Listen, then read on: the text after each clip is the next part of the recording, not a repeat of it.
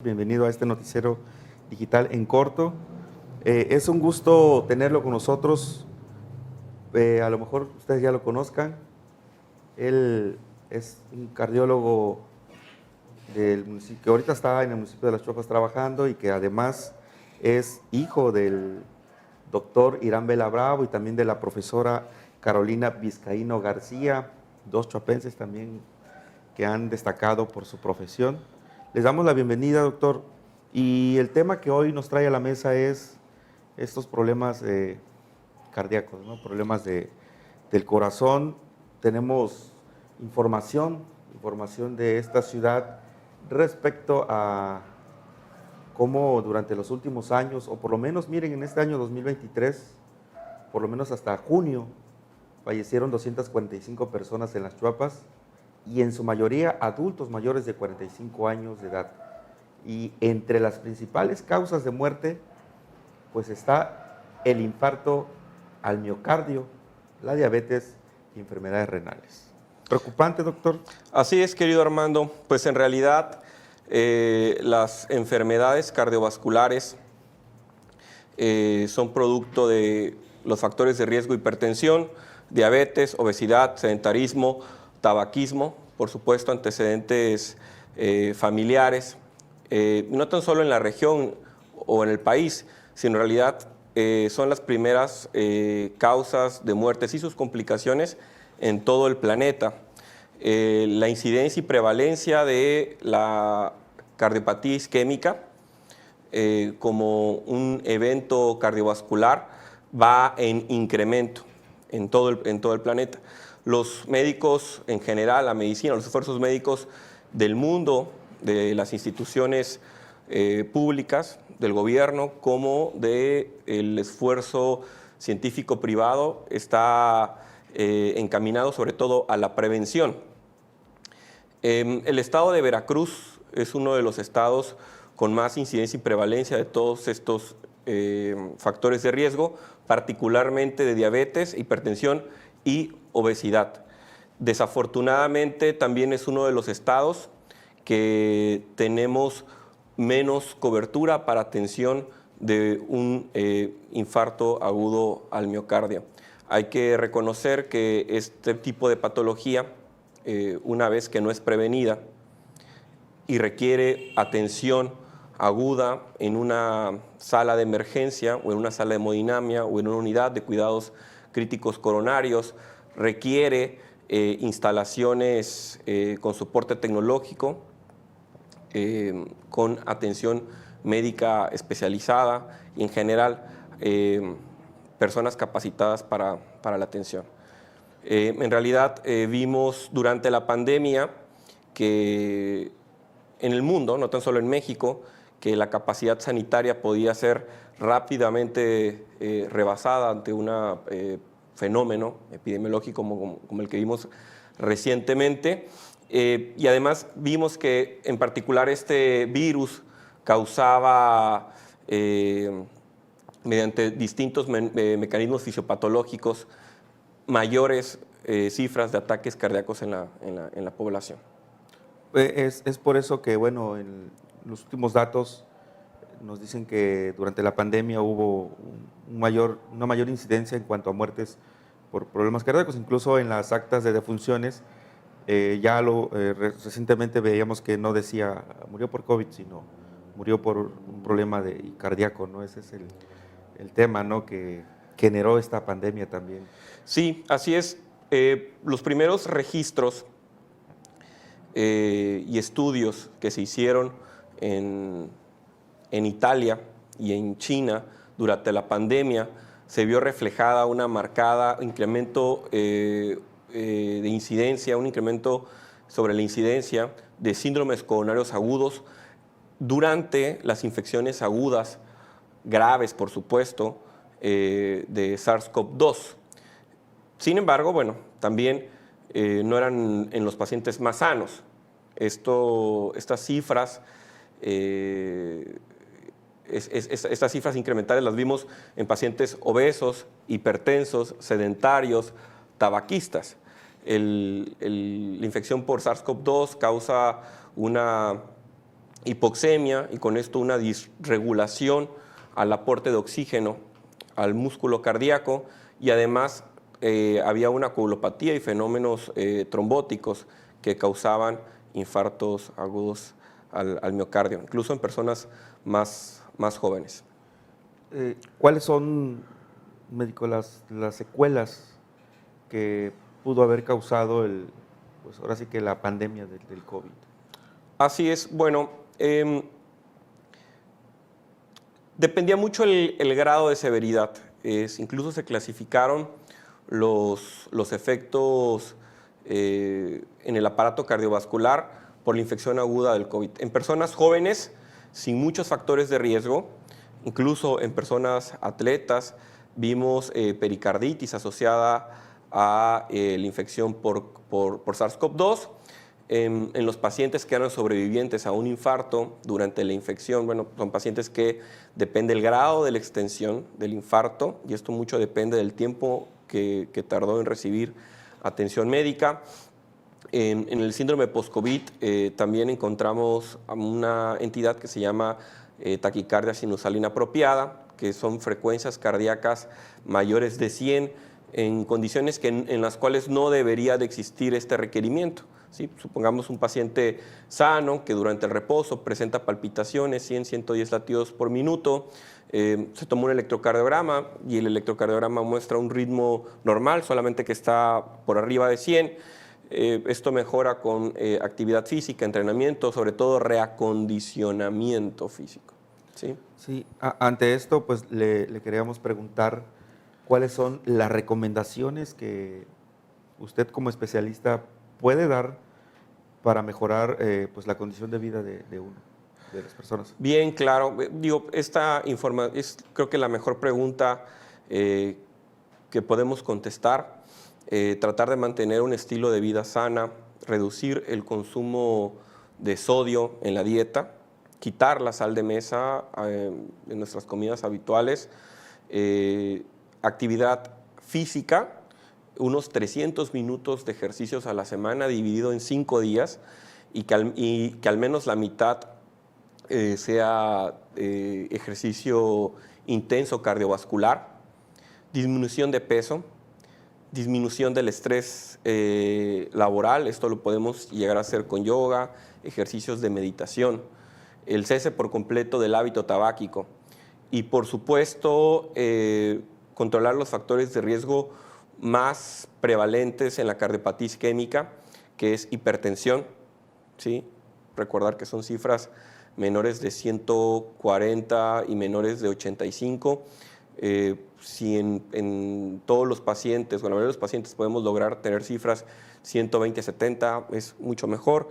Cifras de glucosa y control metabólico, hablo cifras de glucosa en ayuno menores de 100, hemoglobinas glucosilada menores de 6.5 en pacientes diabéticos o 5.6 en pacientes no diabéticos, así como los niveles de colesterol, sobre todo las lipoproteínas de baja densidad. Es este colesterol que está referido en los exámenes de laboratorio como LDL, que sean cifras en general menores de 126 para el general de la población, pero en pacientes que tengan factores de riesgo, otros factores de riesgo menores de 110, y pacientes que ya tengan que sean de muy alto riesgo cardiovascular o de alto riesgo cardiovascular, incluso menores de 70 si ya tuvieron un evento cardiovascular o una enfermedad cardiovascular establecida. Además de, por supuesto, una dieta alta en fibra, vegetales, frutas y verduras, por supuesto, en las 3 comidas, pero además una dieta rica en omega 3. Hay que recordar que eso está contenido sobre todo en los pescados, entonces pescado 2 o 3 veces a la semana al menos, y si no se tiene este recurso, complementar con omega 3 la dieta, 2 cápsulas por las mañanas. Hay que recordar que el omega 3 eleva las cifras de lipoproteínas de alta densidad, son estas referidas en los laboratorios como HDL, porque estas son las encargadas de llevar el colesterol malo fuera de las arterias y llevarlo al hígado, ¿sí? Con esto sabemos ahora que se reduce la progresión de la placa aterosclerótica, el volumen de la placa aterosclerótica, ¿sí? Hay medicamentos, se llaman estatinas, son fármacos que reducen los niveles de colesterol malo, de LDL, pero que además de reducir la placa, además de reducir la extensión de la placa, tiene propiedades antiinflamatorias sobre la placa. Hay que recordar que el evento del síndrome coronario agudo, del infarto agudo al miocardio, se da por una disregulación del aporte de oxígeno al músculo cardíaco, y esto es por una obstrucción que se da por la ruptura de una placa de grasa que emboliza distalmente y limita el flujo de las arterias coronarias y a su vez del músculo cardíaco. Entonces, ahora se sabe que no tan solo se trata de grasa y calcio en las arterias, sino también hay un proceso inflamatorio dentro de estas placas que hace que se adelgacen las placas de ateroma y se exponen a la sangre cuando se rompe moléculas proinflamatorias, protrombóticas, causando a su vez la formación de trombos y oclusión del flujo distal y a su vez el infarto agudo al miocardio. Es decir, ya hablando un poquito más coloquial, la grasita que le decimos, ¿no?, obstruye realmente la circulación de la sangre, el oxígeno y otras cuestiones, ¿no? Sí, así es. Bueno, hay que recordar que el corazón, que propiamente hace la bomba que lleva la sangre al organismo, ¿sí? Está irrigado por 3 arterias principales. Estas arterias principales miden milímetros de diámetro. Desafortunadamente, estas arterias son susceptibles al depósito de grasa, de placas de grasa, que van disminuyendo la luz de estas arterias, ¿sí?, hasta lograr que se vaya disminuyendo a tal grado que bajo ciertas condiciones de esfuerzo físico, como caminar más de 2 cuadras, subir escaleras, caminar en una pendiente o un esfuerzo físico que implique más allá, genera isquemia. La isquemia es te comentaba que es la disminución del aporte de oxígeno, causando un desbalance en el requerimiento con el aporte. Y esto causa isquemia y es el síntoma reconocido como angina, que es el dolor opresivo en el pecho durante esfuerzo físico. Desafortunadamente, solamente en muchos de los casos los médicos o los medios de difusión enseñamos que el infarto es equivalente a un dolor de pecho intenso, más de 20 minutos, pero no es así en la mayoría de los casos. En la mayoría de los casos, un infarto puede verse solamente reflejado como un disconfort torácico, dolor de cuello, dolor de dientes, dolor de hombro que se irradia hacia el brazo izquierdo, incluso dolor de muñecas. La cardiopatía isquémica en la mujer tiene una sintomatología un tanto distinta a la sintomatología en los hombres, sobre todo mujeres mayores de 60 años y sobre todo mujeres diabéticas. La sintomatología desafortunadamente es más ambigua, y al ser más ambigua se tarda más en reconocer los síntomas por parte del propio paciente y por parte del médico tratante. Esta enfermedad se beneficia mucho se disminuye mucho el riesgo cuando los tiempos de atención son más cortos. Entonces, entre más tardemos en reconocer los factores de riesgo, la enfermedad establecida o la agudización de la enfermedad va a tener peores pronósticos, reflejándose en mayor mortalidad a 30 días, en los sobrevivientes de un infarto, mayores secuelas. ¿Cuáles son las secuelas? Arritmia, menor clase funcional, nos referimos a que toleran muy poco esfuerzo físico, Y quiero decir, a veces el esfuerzo físico que tolera un paciente que es sobreviviente de un infarto es fatiga o falta de aire tan solo con vestirse, con bañarse, con comer.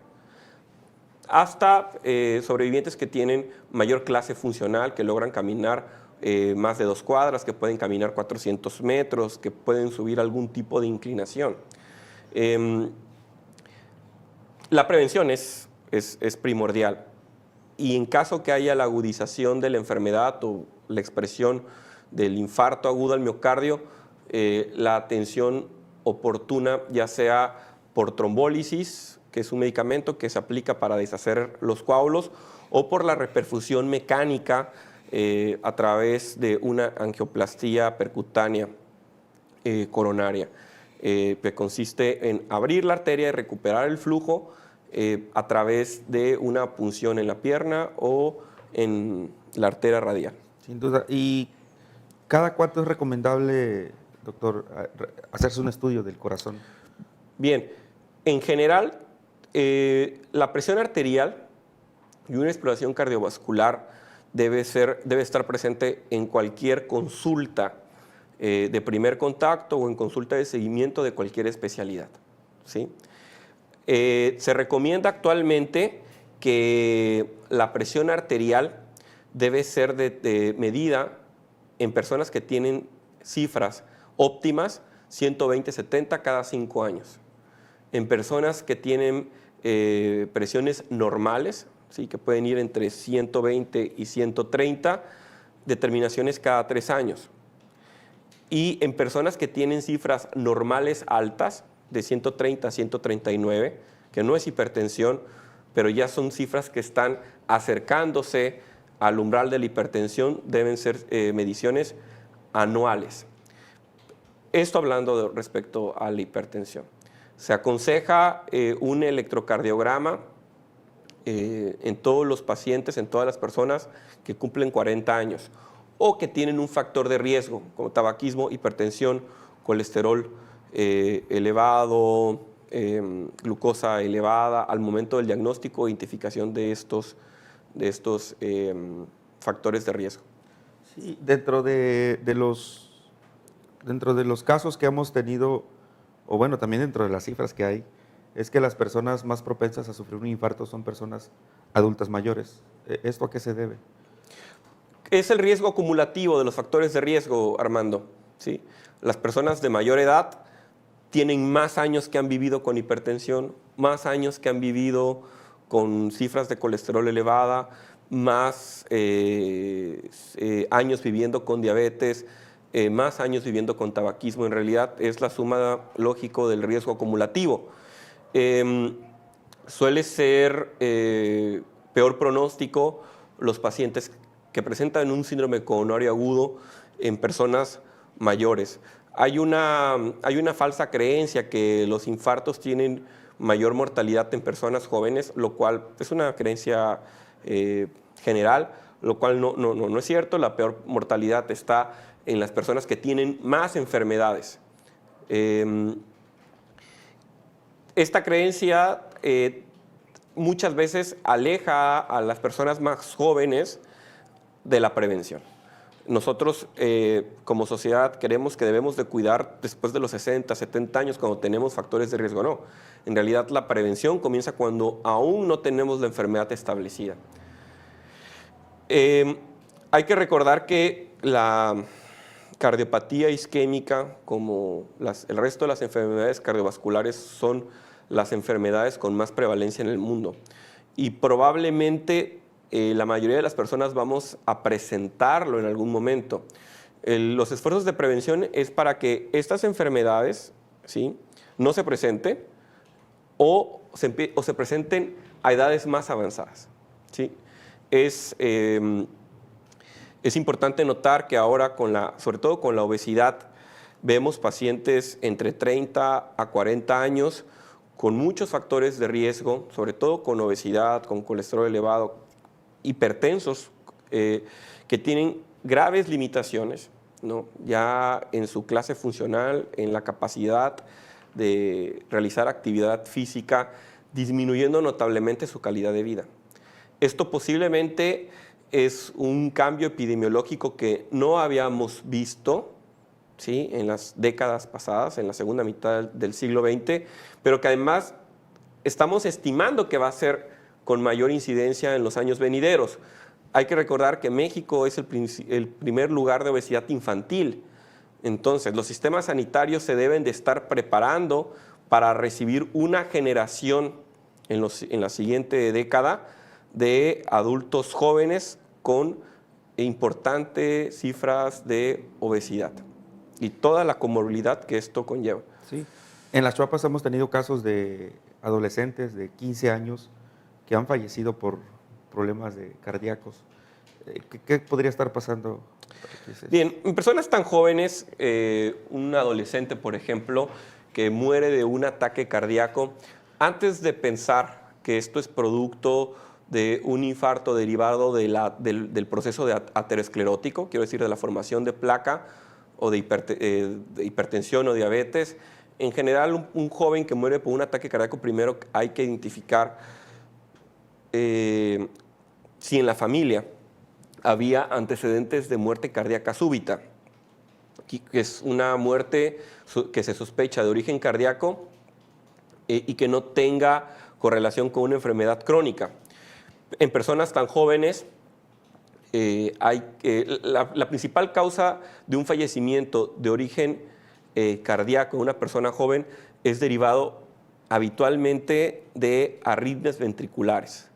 Esto derivado de un proceso, no de un proceso, quiero decir de una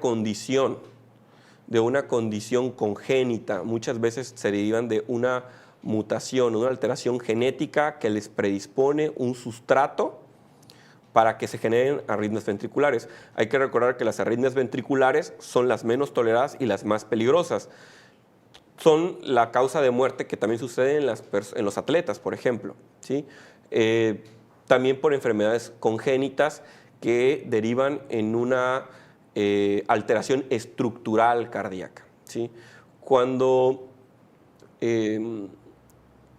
propiamente se identifica un infarto agudo al miocardio en personas jóvenes, estamos hablando en personas de 30 años en adelante. Yo he visto en mi práctica personas jóvenes infartadas de 34, 35 años con muchos factores de riesgo. La mayor carga de infartos o de síndrome coronario agudo lo encontramos en población por arriba de 65 años. Arriba de 65. Sí, por arriba de 65 años. Sin duda alguna, nos quedamos hoy, médico, con el tema y con el aprendizaje de que lo principal es la prevención, la buena alimentación, el ejercicio, para poder evitar futuros problemas cardíacos. Así es. Médico, creo que podríamos seguir hablando del tema toda la mañana, pero queremos agradecerle mucho que nos haya abordado este tema, sobre todo porque es prevención. Y ya para concluir, sí nos gustaría preguntarle dónde lo encuentran, cuáles son sus contactos de usted, digo, si alguien está interesado en alguna consulta o algo. Claro, Armando. Bueno, como tú bien comentaste en la mañana, yo soy originario orgullosamente de este municipio, de Las Chuapas, Veracruz. Cursé mi formación básica en las escuelas que todos conocemos aquí. Y mi formación profesional tuve que cursarla fuera de la ciudad. Cursé mis 3 especialidades en la Ciudad de México y es ahí donde actualmente realizo mi práctica profesional. En la Ciudad de México estamos atendiendo en el Hospital Ángeles Universidad, Hospital San Angelino Universidad, que se encuentra en la delegación Benito Juárez, en Ciudad de México. Y en Las Chuapas, Veracruz, estamos dando consultas mensuales, si me permites decir, en Médica Las Chuapas. Estamos agendando consultas vías telefónicas y vía WhatsApp, consultas de cardiología. Mi tercera especialidad es cardiología intervencionista. Esta especialidad no se puede practicar en Las Chuapas o en Coatzacoalcos porque se requiere una instalación en especial que se llaman salas de hemodinamia. Desafortunadamente, tanto el recurso público o privado, quiero decir, la infraestructura hospitalaria, actualmente no cuenta con estas salas. Pero es ahí donde actualmente prestamos atención médica. Pues ahí está el contacto, si usted gusta, en unos minutos más le vamos a poner el teléfono de donde puede hacer la cita, si usted está interesado en alguna revisión. Recuerde que la prevención es muy importante y doctor, de nueva cuenta le agradecemos mucho que haya estado con nosotros, es un gusto conocerlo y pues abordar estos temas tan importantes. Muchísimas gracias, Armando, gracias por tu invitación. Gracias.